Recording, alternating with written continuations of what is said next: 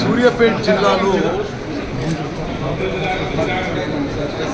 Water availability పెంచడానికి సూర్యాపేట జిల్లాలో ఉమ్మడి నల్గొండ జిల్లాలో వాటర్ అవైలబిలిటీ పెంచడానికి నాగార్జున సాగర్ ప్రాజెక్టు ఎస్ఆర్ఎస్పి ఒక 6 దశాబ్దాల నుంచి డీసెలిమెంటేషన్ చేయలేదు.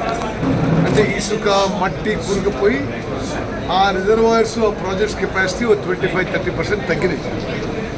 అందుకోసమే ఏదైతే డిజైన్డ్ ఆయకట్ ఉందో ఆ డిజైన్డ్ ఆయకట్కి పూర్తిగా నీళ్లు రావడం లేదు. ఎస్ఆర్ఎస్పి స్టేజ్కి రావడం లేదు, ఎన్ఎస్పి టైలెంట్ ఏరియాస్కి రావడం లేదు. ఆ వాటర్ అవైలబిలిటీ పెంచడానికి ఒకటేమో ఆల్ మేజర్ ప్రాజెక్ట్స్లో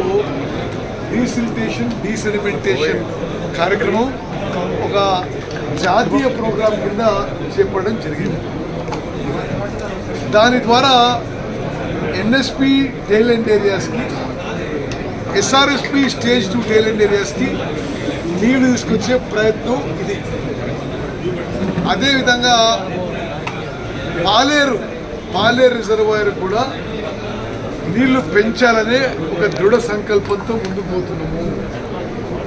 సీతారాం సాగర్ ప్రాజెక్టుకి గోదావరి జలాల నుంచి 67 టీఎంసీలు కేటాయింపు చేసినాము. మూనేరు నుంచి గ్రావిటీ ద్వారా ఒక 10 టీఎంసీ పాలేరు తీసుకొస్తున్నాము. అదేవిధంగా ఎన్ఎస్పి నుంచి కూడా పాలేరుకి ఎక్కువ నీళ్ళు వచ్చే విధంగా ప్రయత్నం చేస్తున్నాము.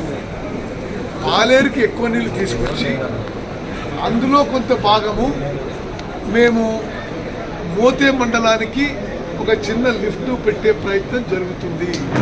దాని భాగంగా ఈరోజు రివ్యూ మీటింగు. ఉమ్మడి ఖమ్మం, ఉమ్మడి నల్గొండ జిల్లాల్లో ఇప్పుడు ఎగ్జిస్టింగ్ ప్రాజెక్ట్ నుంచి టైలెంట్ ఏరియాస్కి ఏ విధంగా నీళ్ళు ఇవ్వాలనే ఒక ఆలోచనతో మేము ముందుకు పోతున్నాం.